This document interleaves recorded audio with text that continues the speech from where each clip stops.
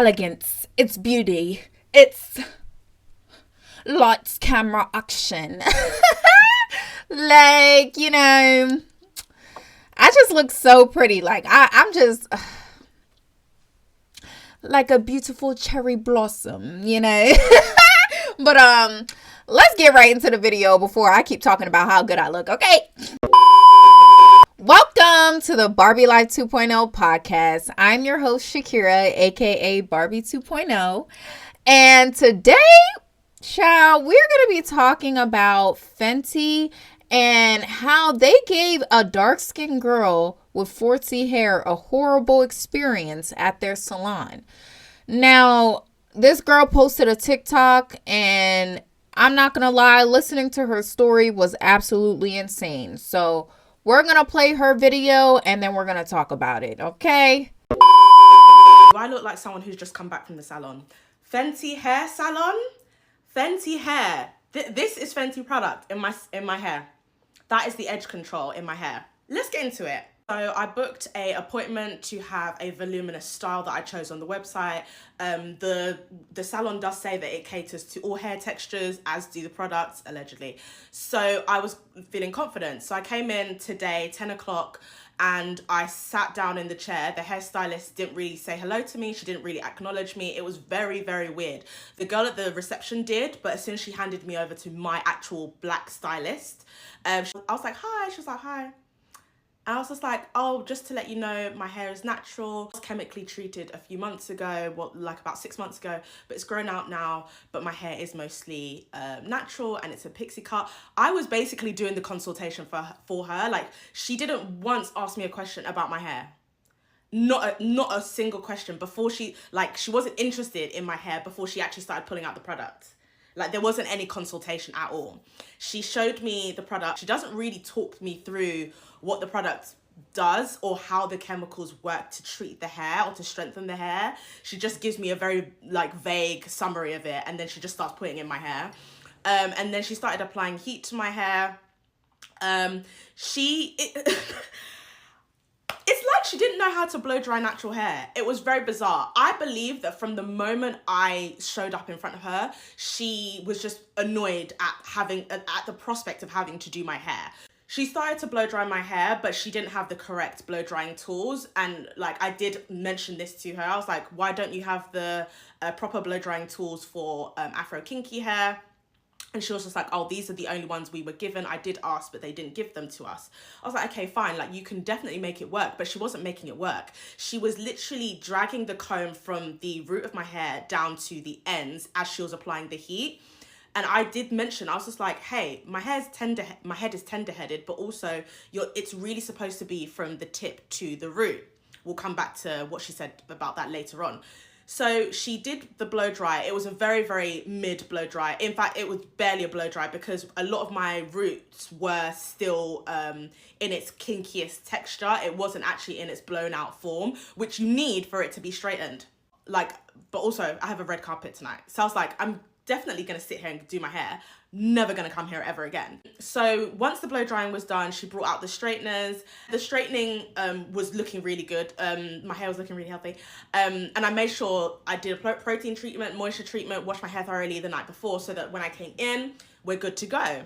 So straightening the hair, and I noticed, I was like, oh wow, she's really good with the straighteners because I'm not feeling anything on my scalp. I'm not feeling any heat on my scalp. Come to find out, when she starts getting to the front and I can see her better, she's actually not even straightening the roots. She's just avoiding them completely. And when it was brought up, she was like, oh, I don't want to burn your scalp, or I don't want to get heat on your scalp. And it's like, but if you're a professional stylist, you should know how to be able to straighten natural hair without getting heat on the scalp. So as I started to really push back on these issues, she kind of got an attitude, and she was like, listen, your hair's natural, so that's why it's gonna be harder for you. It's natural hair, and at the end of the day, it's not gonna be like someone else's hair. Even if I straighten it, it's gonna lose all of the straightened texture because your hair's natural. It's just gonna revert. And I'm like, if you are a qualified hairstylist for black hair, you should know how to do a blow dry and straightening, which is basically the latter half of a silk press, and that hair should withhold that heat for at least 2-3 days. Some people, their silk press can last them a week or more. Obviously, it's down to upkeep. And to be fair, I am liking like the little like waves and the texture and the curls and stuff. And then I do mention to her, hey, like the way you're combing my hair, like you're combing it straight from the root down to the tip. Again, this was mentioned before, by the way. This is not the first time I've pushed back. I was pushing back a lot, which is why she was catching an attitude.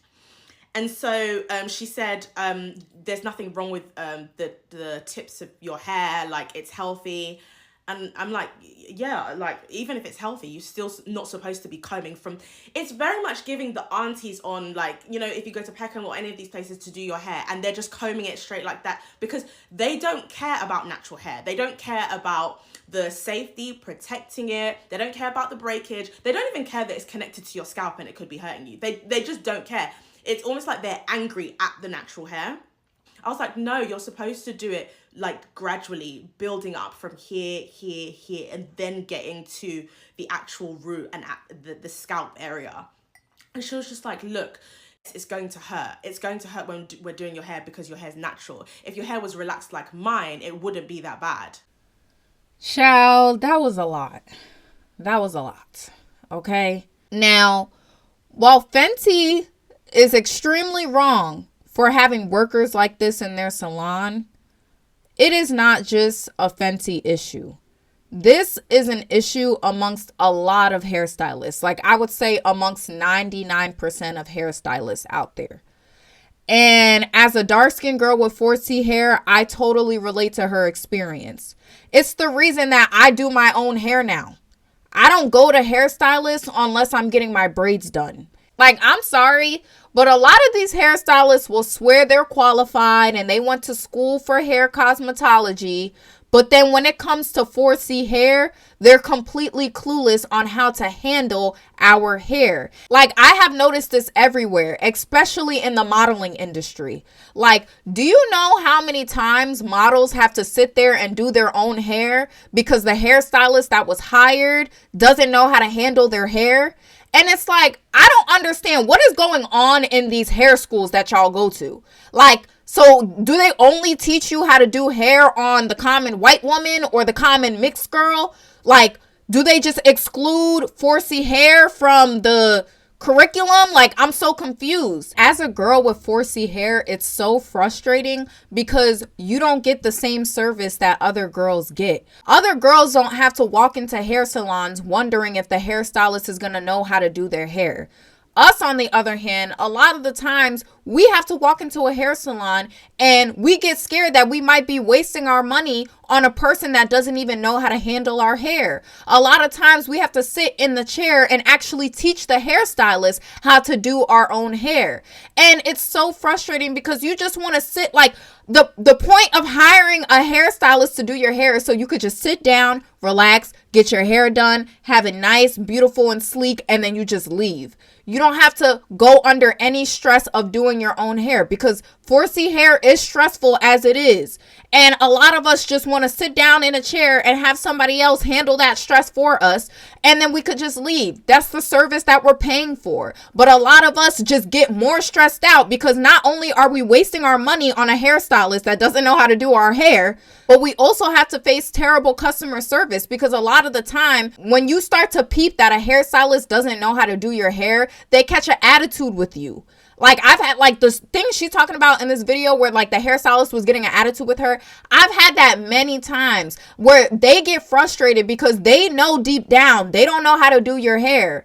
And they know that you're going to question certain things. So they're going to get mad at you and have an attitude with you because essentially they're mad at the fact that they even have to handle your hair because it's too difficult. And it's like, if my hair is too difficult for you, then you shouldn't be a hairstylist. Like, it's as simple as that. Even with makeup, like, this is not even just a hair issue. This is even a makeup issue. Like, I do not trust makeup artists at all. I do my own makeup. Like, you see right now how good I look. You see. Yeah, this was me. Yeah, I do my own makeup.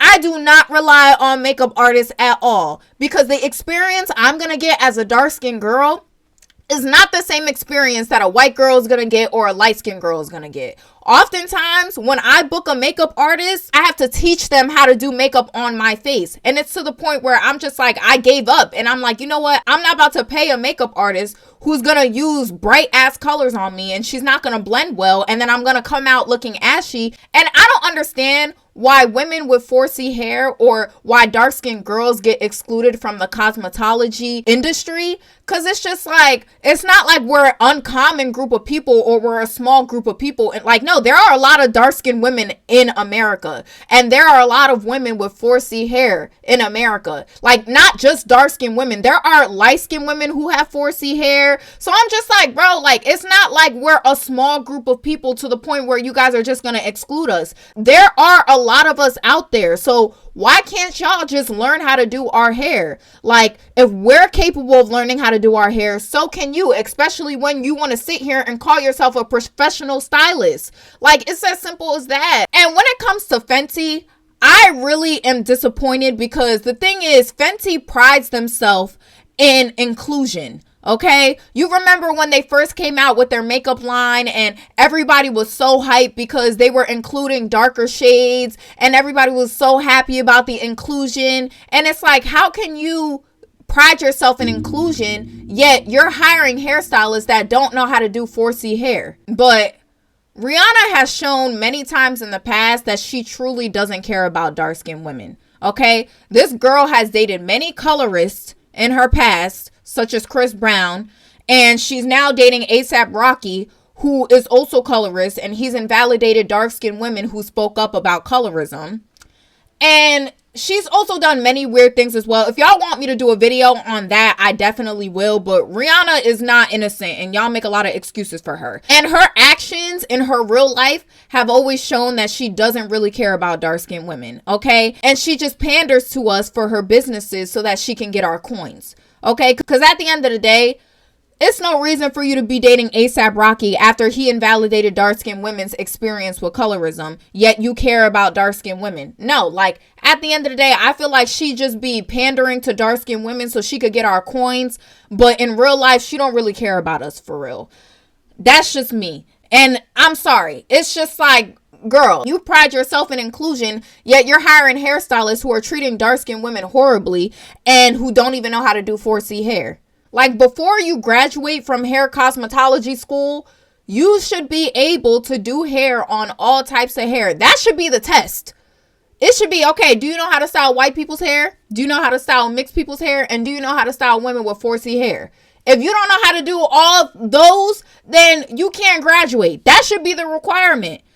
And the fact that it's not just shows how much this country does not care about dark-skinned women and how they don't care about 4C hair. So when we talk about colorism, when we talk about texturism, it's not just about dating. It's also about everyday life struggles, okay? Because the average person does not have to deal with half the things that dark-skinned women have to deal with or women with 4C hair have to deal with, okay? It's as simple as that. A white woman will never know what it's like to walk into a hair salon with fear that you're going to come out looking a mess because the hairstylist doesn't know how to do your hair.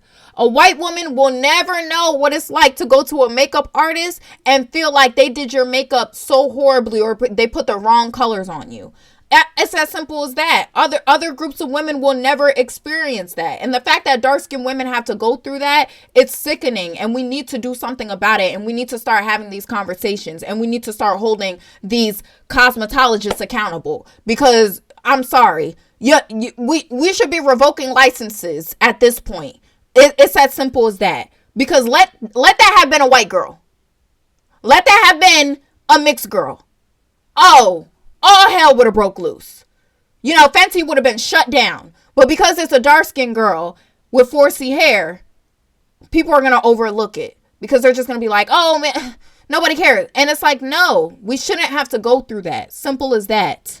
But that's it for this video. I hope you guys enjoyed. And if you're new here, welcome. My name is Shakira, aka Barbie 2.0. And I do talk about colorism and texturism and featureism. So make sure you do like, comment, and subscribe to my channel because we're almost at 10,000 subscribers. And yeah, I love you guys so much. And I'm really happy that I got to make a video about this topic, because I have been wanting to make a video about it for a while, because, you know, as a former model, this has been a top issue that I experienced when I was in the industry. And I feel like I've had enough, and it's time for things to change. So if I can bring more light to this issue, I definitely will. And to that girl out there, if you're watching this, you are absolutely beautiful, and I'm so sorry that you had that experience. But hopefully with voices like mine, we can bring light to this issue and hopefully improve it for us dark-skinned women and us women with 4C hair. But other than that, I love you guys so much, and I'll see you guys very soon. Besos.